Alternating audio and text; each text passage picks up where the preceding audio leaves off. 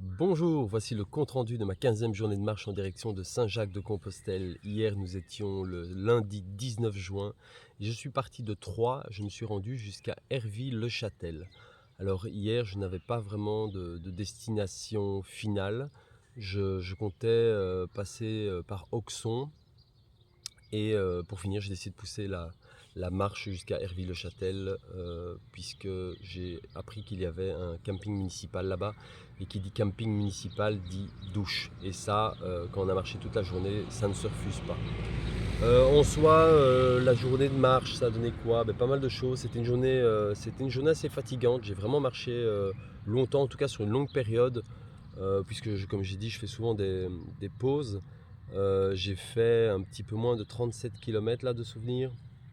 Mais surtout, j'ai eu un passage difficile dans la forêt.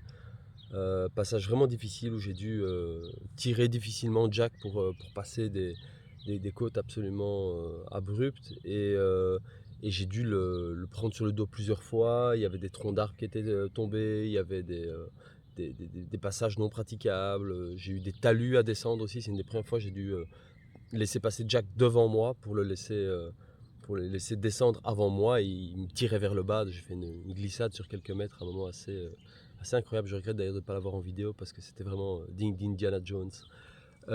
J'ai aussi eu dans cette forêt un nouvel épisode avec les sangliers. Puisque en m'avançant au cœur de la forêt, à un moment j'ai entendu des bruits vraiment étranges qui devenaient de plus en plus forts plus j'avançais sur le chemin. Et il s'est avéré que quand je me suis approché, le bruit était comme le bruit d'une porcherie. Alors je ne suis pas un expert en sanglier, mais j'ai assez vite compris qu'il s'agissait de petits sangliers qui jouaient. En fait, ils étaient vraiment à quelques mètres de moi. Mon chemin m'obligeait à passer tout près. Donc j'avoue que j'ai quand même fait attention, parce que je ne suis pas un expert en sanglier, mais j'ai bien compris que quand il s'agit de petits, si la mère est là et que les petits sont là, ça peut facilement devenir un petit peu dangereux. Je suis passé en faisant le moins de bruit possible. Néanmoins, ma curiosité m'incitait quand même à essayer de jeter un petit œil. Mais honnêtement, à un moment, j'ai abandonné. Je ne les voyais pas. Ils étaient vraiment à moins de 10 mètres, ça c'est sûr.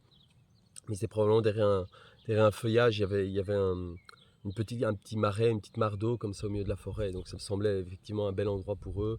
Mais à un moment, il y avait un feuillage qui cachait une visibilité et j'ai pas du tout essayé de contourner. Je me suis dit, si la mer est là, ça peut être gênant. Et si la mer est pas là, mais qu'elle arrive et que je suis près des petits, néanmoins, je dois dire que je fais attention, mais j'étais absolument pas stressé parce que je repère les arbres. Et il se trouve que j'ai de la chance, je sais que je sais encore grimper à un arbre. J'ai beaucoup grimpé à des arbres quand j'étais petit, j'ai fait un petit peu d'escalade il n'y a pas longtemps, je suis à l'aise. Mais je vous assure que quand vous passez comme ça moins de 10 mètres et que vous entendez les sangliers, vous regardez les arbres, c'est la première chose que vous faites. J'étais à tout moment prêt à abandonner Jack. D'ailleurs, petite anecdote au passage, je commence à me dire que j'ai peut-être pas choisi ce nom-là au hasard, puisque à l'instar de Titanic, à mon avis, c'est celui qu'on aime, on le bichonne, on passe un bon moment avec, mais dès qu'il y a un problème, on l'abandonne. Désolé Jack. Donc voilà, il y a eu un petit passage, un petit épisode sanglier encore.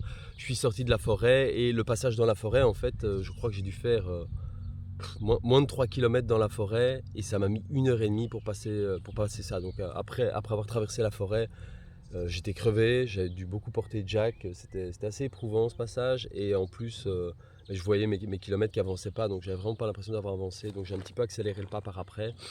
J'ai eu un épisode assez rigolo. Bon, alors il y a eu plein de rencontres, hein. J'ai rencontré des gens dans la rue qui m'ont interpellé pour me proposer de l'eau. J'ai rencontré des cyclistes qui se sont arrêtés pour papoter avec moi. Il y a eu pas mal d'épisodes.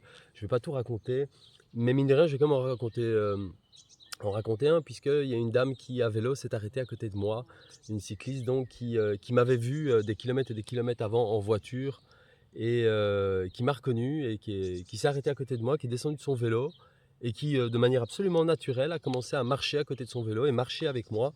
Et on a marché comme ça, je dirais, pendant un gros kilomètre, pendant un quart d'heure, tranquillement. On a papoté, on a parlé de triathlon, de vélo, de randonnée. C'était vraiment très chouette. Eh ben, il se trouve que cette dame est la première personne avec qui j'ai marché depuis que je suis parti de Bruxelles pour aller vers Compostelle. Et c'était pas désagréable d'avoir quelqu'un qui marchait avec soi et de papoter un petit peu. Alors autant j'aime bien marcher tout seul, mais avoir un petit peu de compagnie là sur ce kilomètre, ça m'a vraiment fait plaisir. Donc si elle voit la vidéo, merci beaucoup de m'avoir accompagné. J'ai passé un très bon moment. Donc durant cette marche, je suis passé par Orson, je crois. Auxon, pardon. Auxon. Et j'ai décidé de pousser jusqu'à Herville-le-Châtel parce qu'il y avait un camping municipal donc. Mais les 7 derniers kilomètres, ben, en fait, je me suis fait rincer. Littéralement, j'ai pris l'orage de plein fouet. Les quelques premiers coups m'ont fait rigoler. Ensuite, c'était une vraie douche, une douche italienne, hein, donc bien mouillée. Et là, j'ai rigolé. Mais tout en rigolant, je n'arrêtais pas de me dire que j'avais pas la moindre idée déjà de comment j'allais monter ma tente.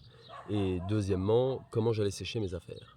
Alors pour la tente, j'ai encore eu un épisode assez sympathique puisque au camping municipal où je suis arrivé, il y avait une tente, 2 personnes qui étaient prémontées et qui étaient là pour permettre à des pèlerins de passage qui n'auraient pas de tente de s'héberger. Donc j'ai pu profiter d'une tente qui était déjà toute montée. Donc j'ai pas eu à monter ma tente sous la drache. Et deuxièmement, ben, ce matin, ma tente elle était déjà pliée, rangée et sèche puisque j'ai pas dû la sortir hier. Donc forcément, c'était agréable.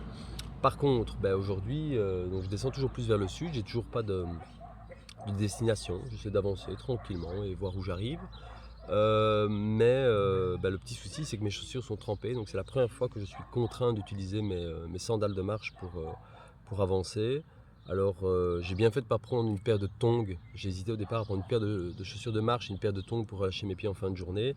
Je suis vraiment content d'avoir pris une paire de chaussures de marche et des sandales de marche, puisque du coup les sandales me dépannent beaucoup aujourd'hui. Néanmoins, je vais profiter à chaque instant des rayons de soleil qu'il y a pour essayer de faire sécher mes chaussures au plus vite, parce que les sandales de marche, 10 km, 15 km ça va, mais plus de 30 km avec des sandales de marche, et en plus dépendamment des, euh, des types de chemins à passer, ça risque de pas être évident. Bon, sachant que j'étais contraint d'utiliser les sandales aujourd'hui, ce matin mon tracé volontairement je l'ai fait en passant quasiment que par des routes. J'ai évité les forêts pour aujourd'hui, c'est bon, j'ai eu ma dose. Voilà, ben, c'est tout ce que je voulais vous raconter pour aujourd'hui et je vais vous souhaiter une très belle journée et vous souhaiter un bon chemin.